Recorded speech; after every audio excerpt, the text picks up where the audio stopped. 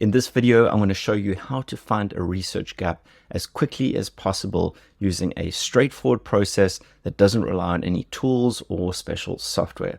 Let's jump into it. Hey, Derek here from Grad Coach. If it's your first time with us, the Grad Coach channel is where we cover all things research related so that you can approach your research project, whether that's a dissertation, paper, or just a research article, with competence and confidence. Speaking of which, if you are currently working on a research proposal for a dissertation or thesis, be sure to check out our collection of templates and tools over on the Grad Coach blog. On the blog, we cover everything that you need to get started on your research journey. If that interests you, you can head over to gradcoach.com/blog. As a starting point, it's useful for us to first define what exactly we mean by a research gap to make sure we're all on the same page. Simply put, a research gap is any space where there's currently a lack of solid, agreed upon research regarding a specific topic or issue or phenomenon. In other words, there's a lack of established knowledge. Given this lack, an opportunity emerges for a researcher like yourself to fill that gap. So research gaps are essentially the birthplace of research topics. In other words, if you want to find a research topic, you've got to start by finding a research gap. Now, we've already done a comprehensive video going into the details of what a research gap is and the different types of research gaps. So I'm not going to go into the weeds about that right here. If you're interested in that video, you can find the details up here. There should be a little link for you. Alternatively, there is a link in the description. Instead, in this video, I'm going to focus on the how. Specifically, how do you go about finding a research gap really quickly? Now, quickly is the key word here because there are many ways to find a research gap, and we do cover some of those alternative options on the Grad Coach blog, so remember to go check that out. But in this video, we're going to focus on a process that really allows you to find potential research gaps quickly. So it's important to state this because it's not the only way. We're not saying this is the way or the best way to find a research gap, but it is really a great way to quickly wrap your head around potential opportunities that exist within your area of interest. And what we call this strategy or this process is FRIN hunting. So without further delay, let's get into it. Right, so the very first step is to decide on your broad area of interest. So obviously we're not talking about deciding on a topic yet, just a broad area of interest. Perhaps there's something that you've done in your coursework that piqued your interest and you're keen to explore that further. It could come from any source, but first things first, define your broad area of interest and then check that this is okay with your university or your institution. This might sound really dead obvious, but we've seen it so many times that students run down a path with great excitement and start piecing together research proposals and getting all excited about what they're going to do, only to find that actually their university requires a very specific focus in terms of the topic that needs to be researched. So step one, make sure that you have some clarity about your rough area of interest and that is acceptable to your university. You can do that by checking any briefing documents that they've given you, or of course you can just contact the faculty and check that this area that you're interested in would be acceptable. In this video, we're going to use job satisfaction, in other words, satisfaction in the workplace, satisfaction with your employer and where you work, as a sample area of interest to work through a running example and show you step by step how this process plays out. So once you've pinned down your research area of interest, the broad area of interest that you're keen to explore, the next step is to head over to good old Google Scholar. If you don't already know, Google Scholar is a great way to source academic literature for pretty much any topic. It's certainly not the only way, and again, we're not prescribing this as the best way to find academic literature, but it is a useful starting point, and so that's the first step that we're going to take. So let's go on over to Google Scholar. So to start, you're going to want to do a few searches using keywords that are relevant to your area of interest.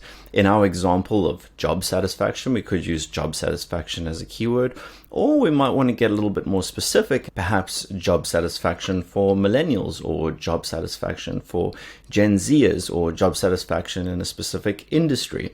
So it's always a good idea to play around with as many keyword combinations and phrases as you can. And as you start looking at the literature, that will also give you some ideas in terms of how you could potentially phrase things and what language is used within your space, within your area of interest. Then for each of the keyword combinations that you use, or keywords or key phrases that you use, you'll want to do some refining. Specifically, you want to narrow it down to very recent articles. Because you're looking for a research gap, obviously you want to look at content that's really fresh, content that's come out as recently as possible. Of course, within academia, the wheels turn fairly slowly, and so what's considered fresh might already be a year or two old, depending on your field, but you want to narrow that down. And so what you'll do is use Google Scholar to filter it down to the most recent papers, perhaps a year or within the year that you're in, or perhaps 1 year behind, depending on how fast moving the space is. Then it's time to dig into the literature itself. Yeah, it's time to get reading. Once you've run through a few searches, or run a few searches using different keywords, and I'd recommend that you keep a separate tab for each of those keywords, you'll need to scan through the results and see what's most relevant and what's most interesting to you. Of course, Google's going to give you a lot of content for any given keyword. There's probably going to be tons and tons of papers, and so you've got to do a little bit of scanning and see what looks interesting to you. If you're looking at titles and they don't make any sense to you, well, then you can probably scratch that off the list, because that's going to be quite a curve for you to overcome in order to just get an idea of what the topic is about. So you want to have a look through all of the articles that are coming up in the results, and you want to narrow your search down, or pick out, let's say, 5 to 10 articles that interest you and are attractive to you in some way, at least pique your interest. Now, I am making the assumption here that your university has provided you with access to academic databases. In other words, when you click on one of these articles, you can actually access it, or at least that you can go search for it within the university's database or library. But if that's not the case, you will need to look at potentially 2 other options. The first option is open access articles, and open access are essentially free to access articles, and will include a link or 2 links to some open access directories below this video, so you can go have a look at those, and that will allow you to search for articles that you know you have access to. And the second option is a platform called Deep Dive. Now, Deep Dive is essentially something like a Netflix or like a subscription service to access a broad range of journal articles. So this can be really useful, and something that will probably be worth the money if you're just going to use it for a short amount of time to source a group of articles. So you want to look at those 2 options, either open access directories or Deep Dive.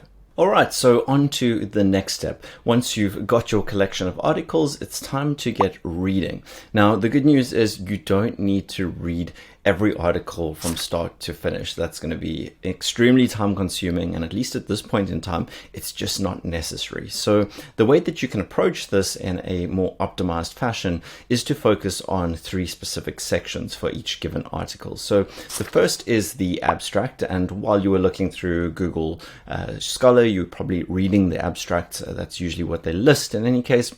And so you want to have a look at the abstract. That's usually 1 paragraph, 2 paragraphs, very short. You want to have a look at the introduction, because this will give you a bit more of an insight into the context of the study and the background of the study and what the researchers were trying to achieve. And then lastly, you want to have a look at the discussion section or the conclusion section. Sometimes these 2 things are bound together, and so that will tell you what they found. So by having a look at the abstract, by having a look at the introduction, and by having a look at the discussion / conclusion, you've got an idea of what were they trying to find and what did they find, and that's going to give you a good idea of what that study was about. So you want to rinse and repeat that process for 5 or 10 articles. From there, it's really time to get down to business and to focus on where you're going to find your research gap. Now, this is where the magic happens. So what you want to do is you want to have a look within any given article for a section that has phrasing along the lines of future research, further research or further research is needed, research opportunities, or research directions. You're looking for these kinds of terms, and what these terms are pointing to is obviously opportunities for further research for researchers like you.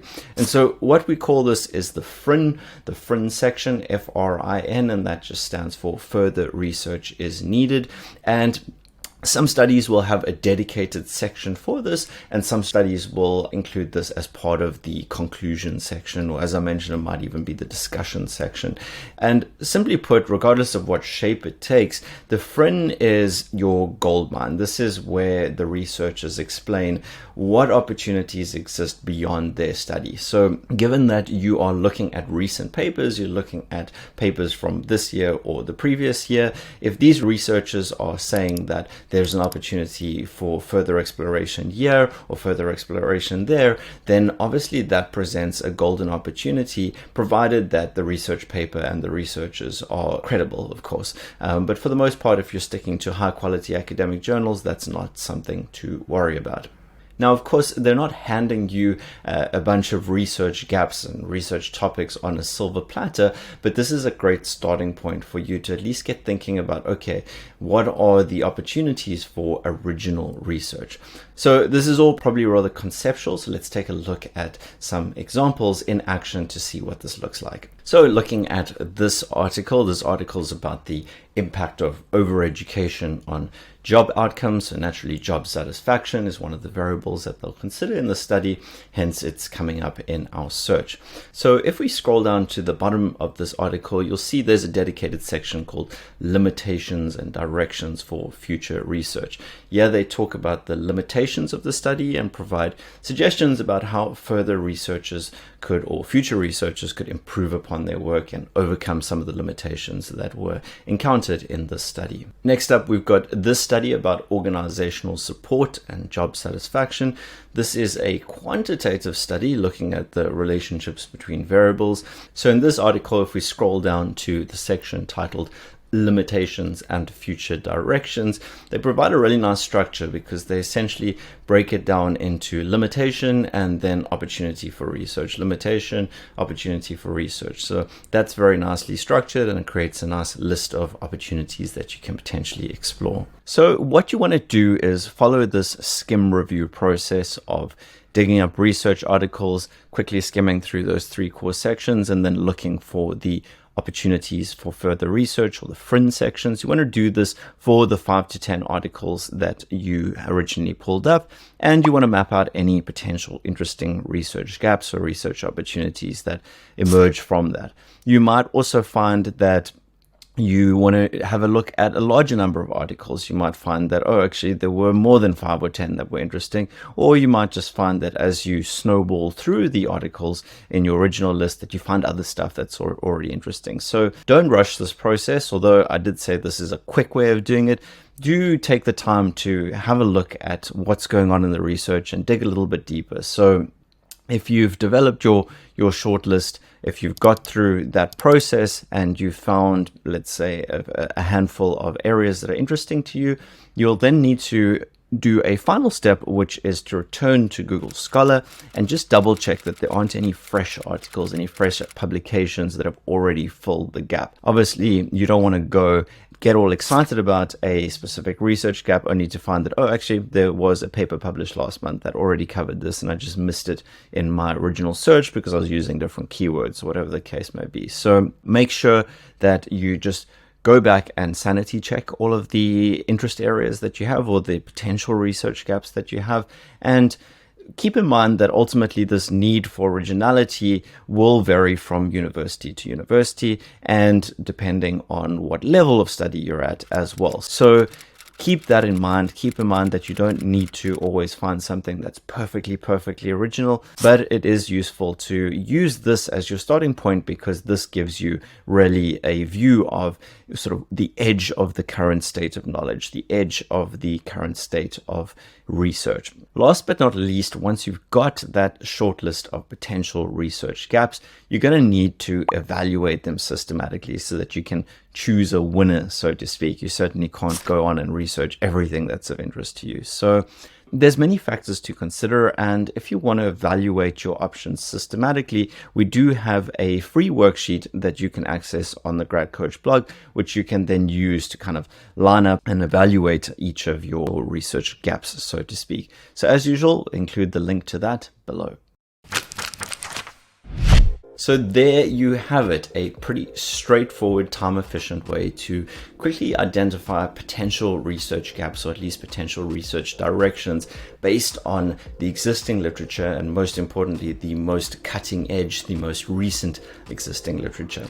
As I said, this is certainly not the only way to find a research gap. We do have many other routes that you can pursue, and you can learn more about those on the Grad Coach blog, but it is one way. As I mentioned, it might be a bit overkill depending on what the need for originality is, but it's a great starting point nonetheless, because it does give you an idea of what research gaps look like and what opportunities look like. If you're still a bit unsure about how to pursue a research gap, or how to find a research opportunity and how to move that into, let's say, a proposal, into a dissertation, be sure to check out our one-on-one private coaching service, where we hold your hand step by step through the process and make sure that you develop the best quality work that you possibly could.